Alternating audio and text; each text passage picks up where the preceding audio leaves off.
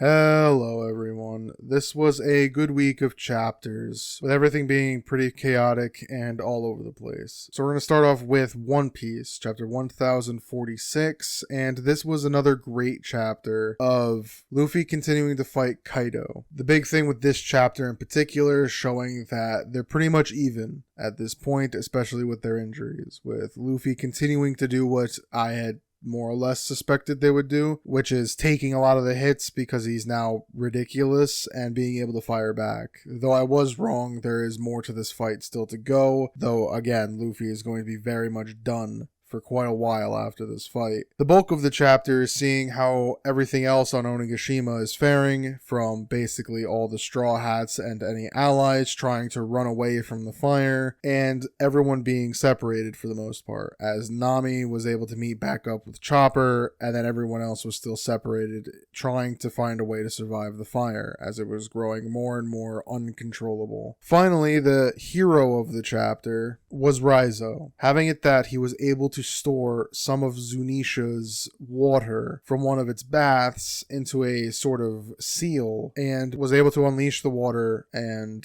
douse Onigashima with it. With the help of Jinbei, all the water was able to break through and seemingly stop the fire. I'm curious to see how many people were saved by this. I would assume it's a decent amount. The other thing is that Yamato realizes that Kaido's flames won't last very long, meaning his clouds won't last very long. And it's up to Momo to be able to carry the island now on his own, as Momo was only able to kind of support Kaido's clouds, where now it has to be only Momo, which is very interesting to see that Yamato could see that their father isn't going to last much longer, and that now Momo has to do a big role in this. I'm curious to see if he succeeds, mostly because again, he doesn't seem very reliable, but that gives him one last big mission, as Luffy is going to take down Kaido, as the final scene of the chapter is Luffy grabbing a lightning bolt and is going to attack Kaido with it, which is just very fitting for the rubber man, that of course he's able to grab a lightning bolt. So the battle itself is intensifying to the point of insanity, and it looks like they're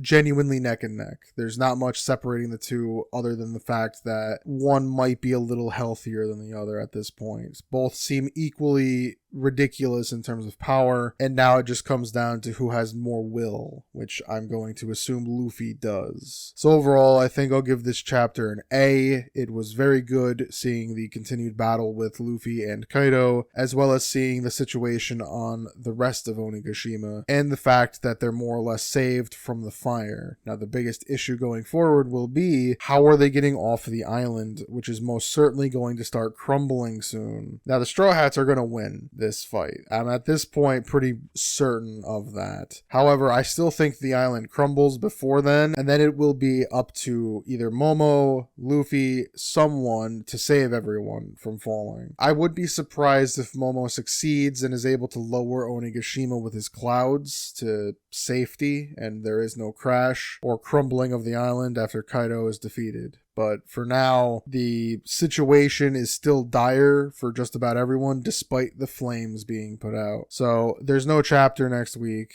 So the next chapter should be a relatively clean conclusion to this fight. I wouldn't be surprised if it's prolonged in some way, shape, or form, but I don't think it will, unless Oda decides to pull one last absolute FU and does Kaido's flashback as Luffy's about to hit him. So we don't get the conclusion until after Kaido's flashback, which I could see, because it would be still we know it's over, we just can't get there yet. It would be bad. I could see that as a bad decision, but for now, I'm not sure when this ends. I'm assuming the next chapter it's over. The fight will finish and the victor will be Luffy in the end. As for everyone else, the situation's still all over the place. Now we're on to Black Clover, chapter 329, and I thought this was a good chapter. It showed Lucifero getting back up and claiming that he's not at full strength. That is the only reason why Asta was able to cut him at all. As well as the fact that everyone is still ganging up on Lucifero, taking advantage of his now weakened state, and is able to allow Asta to deliver what seemingly is the finishing blow. My big thing with this is that it didn't cut through Lucifero. It cut him in the back, but it didn't cut his core. He's still very much alive. The fact that he was a bit afraid of Asta and Libby is more a matter of that their unshakable will kind of made him hesitate, especially in his weakened state. If he was at 100%, they probably would have died already. But him being at 50%, they're still all at death's door. And the big thing at the end of this chapter that I thought was very interesting was the other devil that is hanging out there, unless I missed it and or it's revealed in the next chapter, that devil that's been watching this fight the whole time is one of Nox. I think that devil's going to take advantage of the situation, allowed Lucifero to take out everyone, and is now going to jump into the fray when everyone's completely spent and is done. Basically going on either a killing spree or just finishing them all off outside of maybe a few young ones, and ultimately taking victory for himself, as that would very much fit the political games of all the devils in any type of media, that they're all opportunistic.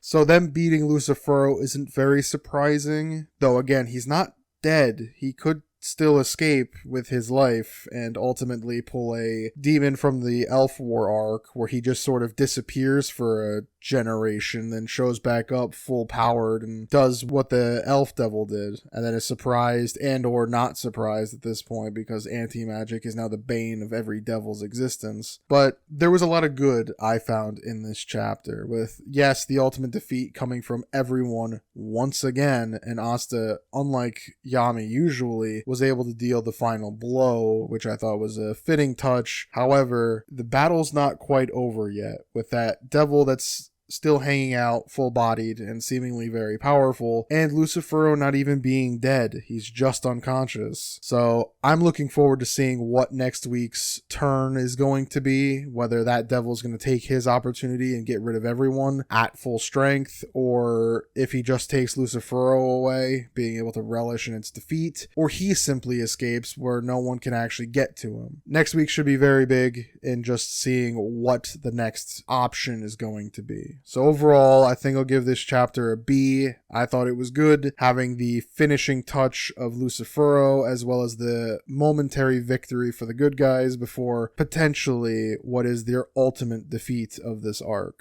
Now again, that devil is the key to pretty much everything. If he's somehow on the good guys team, it's a little soft, a bad decision, but not a complete series ender. Unless this is the final arc, then my tone for this series is very much going to shift. However, if this isn't the final arc and they still win outright, everything's done, fine, it's a bad arc. If the devils win / they escape, it's still a pretty good arc, seeing that none of them are even close to ready. And in this series, the heroes have been overpowered for the most part. So seeing them taken down a peg is an interesting course to take, because now they'll just become more overpowered than before. So I'm interested in seeing where this story goes from here, especially if there's more arcs to come. Now we're on to Undead Unluck, chapter 106, and this was a good chapter showing the continued conflict between Unruin, Seal, and Andy, with Lucy now being a new antithesis to Unruin. So they were able to escape, but Seal was able to physically touch Andy in his astral form, where Andy can't really touch anything else. Leaving it that Andy now is trying to talk his way with Unruin, and discovers that Uma Ghost is actually on a sort of trip around to distract people, I guess, as we see Nico meet with Uma Ghost, and Uma Ghost brings out someone from Nico's past that seemingly was important to him. So I'm very curious to see what his backstory ends up being from all of this, as well as how Andy is able to either defeat or overcome his current predicament with Seal, as well as how Unruin is either going to escape or be defeated, because Lucy wants to to save her mother, who is under the brainwashed control of Unruin, and he plans to kill them and offer them up to Uma Ghost before Uma Ghost finally eats Fuko, from what I can kind of gather. Lucy gets in the way and invokes the fact that she wants to save her mother because it's her mother. Unruin gets upset by this because he doesn't have any parents, as he was just simply made by God, and Rip shows up and cuts off his arm. So now Rip is seemingly in this fight to help Andy, and the Under is seemingly going to start helping the Union stop Ragnarok and begin preparations for what could be the final arc of the series, which is them versus God. So overall, I think I'll give this chapter a B. It was good. It showed more of the continued conflict, as well as Andy now needing to overcome Seal full stop before he can get to Unruin, and Rip now coming in to be a second advanced fighter to handle the situation. What I'm going to assume is that Unruin ends up getting away in some way, shape, or form, while Seal is probably going to be completely taken down by both Andy and Rip. I don't know how they're going to do that, but they'll probably do it. I also suspect that Nico is going to end up doing something stupid because of the ghost of his past, and that Uma Ghost is going to take some sort of advantage of the Union while everything is in chaos. So I'm curious at that part of this story, the little B plot going on there, as Andy and Co are going to have to take out these two uber powerful villains to win, or they might escape. You never quite know, but so far these battles are very intriguing, especially given the fact that Andy has to really think outside of the box to take out something so powerful at this point. Now we're on to Mashle, Magic and Muscles, chapter 103, and this was a fun chapter, having it that we see the results of the visionary exam being more or less cancelled because the Wand of the Beginning was taken. We hear that a bunch of the other guys who were very powerful up until this point was able to take out a lot of the Wilkins mages without much of a fuss. They kind of really destroyed them, from what I can gather, and that they're more curious at what's going to happen next, as well as we see that Lance and Finn are also getting prepared for the next step, the next arc, the next problem, the big war that's about to happen in a month's time. And then we see Mash is taken by one of the Divine Visionaries to go meet a very powerful mage, and it turns out to be the third of the three disciples of the master, Wahlberg's master. This new Archmage is able to heal Mash with a chainsaw, which Mash is assuming he's going to die and just sort of accepts his fate before he's fully healed. And the Archmage gives him an ultimatum to take this training that she will give him to power up at least enough to defeat her, which should give him at least enough to potentially win, or not do it and sort of survive long enough, because there's a 1 in 1,000 chance he'll survive. Mash decides to take the training as he wants to be stronger to protect his friends and all those around him. So we're heading into a training arc. So overall, I think I'll give this chapter a B. It was fun. It was informative. A bunch of new stuff happened, especially seeing another powerful mage is entered the fray and is going to train Mash. That could be very fun, seeing the two of them play off of each other, especially as Mash is a very funny character, and this new character is just as funny in a different way. It'll be very interesting to see their dynamic going forward, as at least with one of the Divine Visionaries who brought Mash to her, he seems formal with the Archmage, only to then be hit across the room because he tried to get some dust off of her shoulder. So the gags could be very funny with how this goes. It's also nice to see that Mash is at least somewhat liked by at least one of the Divine Visionaries, who isn't the one who at least was going to nominate him. So we have at least some development and some fun to be had in this chapter. Now we're on to Sakamoto Days, chapter 66, and this was a good chapter showing the continued battle between Shin and the Sakamoto fan. The Sakamoto fan has an upper hand at first, as she is more powerful than Shin and is kind of really outpacing him. However, because of Shin's clairvoyance as well as his more or less tactical mind, he was able to form a strategy to knock her off a cliff, which he does, and she falls to the bottom. She gets into the river where there's a waterfall and there's seemingly a lake or something at the bottom of it when Shin hears her pleads for help because her Sakamoto doll is stuck between a rock.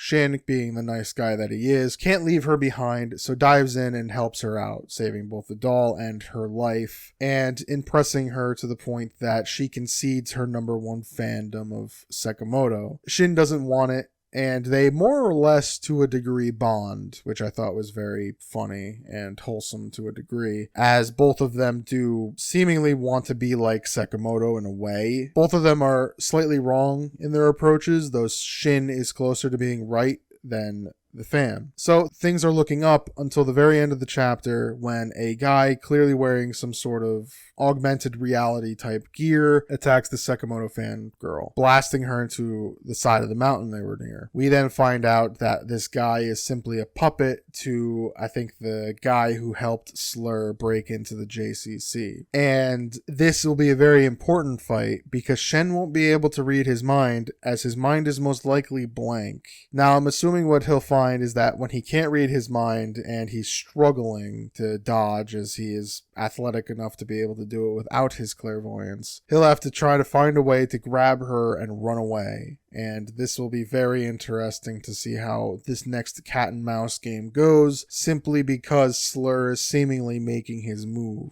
in this little quote-unquote tournament. We also got to see some more fun interactions between Shin's two other teammates. The kid can't handle being, I guess, wet from the river or something, and the other guy tries to comfort the kid, but the kid tells him not to touch him. So they're all ridiculous. So overall, I think I'll give this chapter a B. It was very good, and the ending was very shocking, seeing the fact that Slur's minions are there in a unique way. I wonder how many other snakes, quote unquote, are in the grass, and if Shin can get the fangirl to Sakamoto as well as himself to more or less be saved, potentially. So I look forward to seeing where all of that goes because, again, it could be very fun in the short and long term, seeing how Shin is able to survive not being able to read someone's mind. So that was all the major chapters. They were all pretty good, in my opinion. I thought they were all fairly fun and very chaotic and informative. From One Piece having its battle come to a epic climax in the next few chapters, with Black Clover seemingly ending theirs only to potentially have a bigger nightmare on the horizon, Undead continuing its arc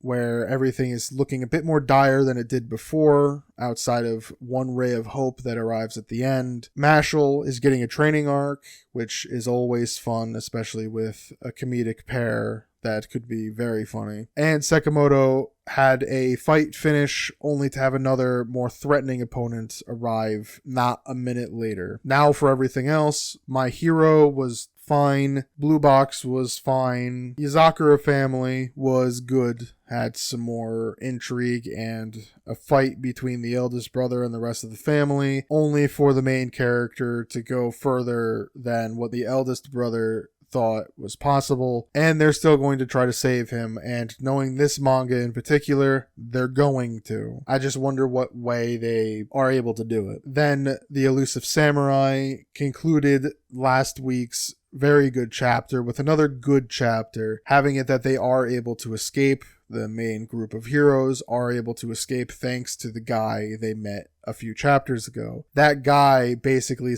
told them through gestures that this was their one save, that he would not help them again because he's too thankful to the main antagonist. The hero runs away, and we see that he is very hurt by the main antagonist's humiliation and the fact that he is not powerful enough to stop him. And the end of the chapter ends up showing that it looks like we're entering a major war arc.